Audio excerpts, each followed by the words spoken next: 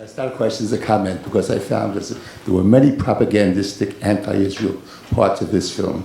It is the third film I've seen in this series, and this was the most, particularly the professor from Brown. For example, he said there were 800,000 Palestinians who left what is today Israel during the fight. Well, that's not true. The UN number is 550,000, and the number of... That's still a very high number. That's true, and the number of Jews who were kicked out of the Arab countries after that war exceeds that. So that's also a very... And you're shaking your head. But the fact of the matter... Wait a minute, hold on a second. The second thing that he particularly said, he made it seem like 600,000, because that's what the number of Jews who were at that time, 650,000, were able to come in and wipe out all of the Arab armies and all of the Palestinians. And really, there was a weak people. Weak people of that 650 included old people and babies and war refugees and all sorts of things. So there must have been something to it. And finally, in the last comment, none of the...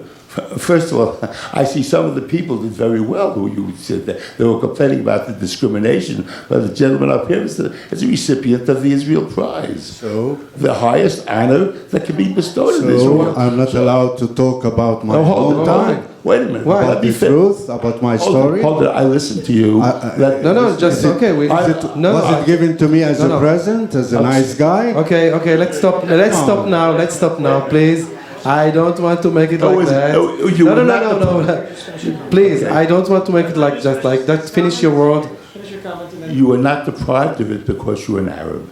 And what I see here in most of the people, they're doing pretty well. Oh my God. I saw the end of what they're doing today. Oh, thank you. They are doing well. Not only he's doing very well, but the others are doing pretty well. And none of them have been able to come to peace that they're living in Israel. Okay, no, leave it now. It's a different issue. Okay. Thank you. Okay, one question. No, Can I ask a question? Yes. I don't understand what the... Wait till you finish. Okay. A lot of the film was what's happening to the Arabs, but very little of it is what the Arabs in Akko and elsewhere are doing about it. One of the restaurateur was given the name of, among other things, a political activist. What does that actually mean? From what I understand, most of the Arabs don't even vote in elections. Is there any organization of the Arabs in Akko or anywhere else to do something? No to elections? No. I don't understand. Yes. Well, that's what I understood. Maybe I'm wrong, but I'd like to know what kind of organization there is. Is there which election? The Knesset election or the... Well, let me finish. Is there an organization in Akko of Arabs who are doing something against the dispersal of the Arab community in Akko? I must... That's the bottom line. Is there an organization? Where do people turn to? What do the Arabs do? Several organizations. Besides the political parties, there are, I think, there is, you could say, sort of a Muslim organization is trying to be activists to help the community. There is the political side from, let's say, the party of Hadash and Balan. But there are certain organizations. The lady who spoke, the activist, the restaurant owner, she is very active politically from the Hadash party. So that's why she is very outspoken and she knows what she's talking about. There's a really fight between them. There are activists, like us, who cares, and there is plenty of the Arab population there who are careless. There is a drug problem, all sorts of problems, So that's why religion can come in to teach Islam, to bring them to mosques, and the political, they want them, to be on their side. So it's a lot of action there. Okay, I have first a comment and then a question. Okay. One of my hobbies is always looking for a house to buy in Israel. And I came upon a number of fabulous large Arab homes in Akko for really reasonable prices. So it was called the Israel Land Company that was offering them, and they were really almost too good to be true. So I wrote to them. I said I was coming to Israel this past October. And what I then learned about them was that I would not be able to buy a house there. Why? In order to buy a house there, they had to know what organizations that I was involved in, because they were only selling, and they said this on their website, they were only selling to Jews, and to Jews who would promise that they would never sell to Arabs. So, first of all, I didn't know why that wouldn't be illegal, but that was that story. But now I have a question for Patrick. When I was in Akko this past October, it seemed to me there was two Akkos. There was the old city, the ancient part, and then right outside of that, there were modern buildings. We went to a row of villas, mostly occupied by well-off Arabs. So when you were there, were you tempted to tell the story of the old and the new?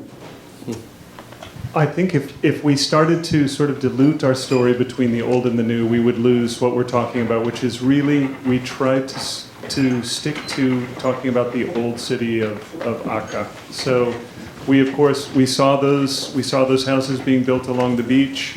And they're not actually all Arabs, they're Jews as well. It's actually pretty mixed. And that's called the sort of contiguous new city. But once again, we try to stick with, focus. If we start to talk about this, then it gets confusing. We did consider it, but we decided not to. Okay.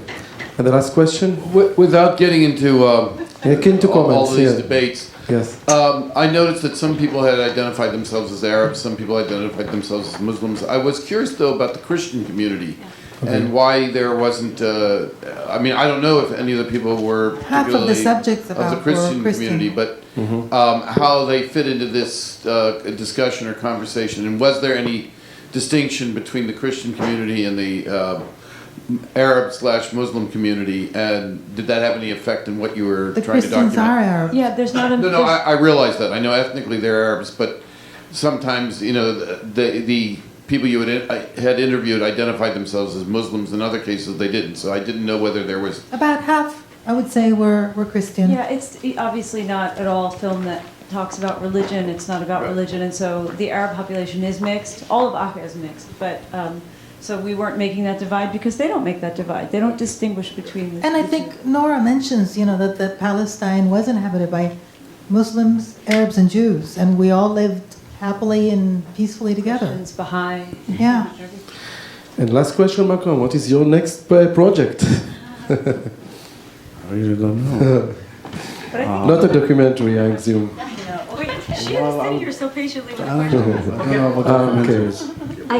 I don't know if you're aware of this, but I was so struck, and I'm curious if you thought of it, that there are parallels between the gentrification that's going on in Akka, or Akko, with Harlem. I was prosecuting landlords in Harlem for many, many years. I'm a lawyer for the city prosecuting landlords.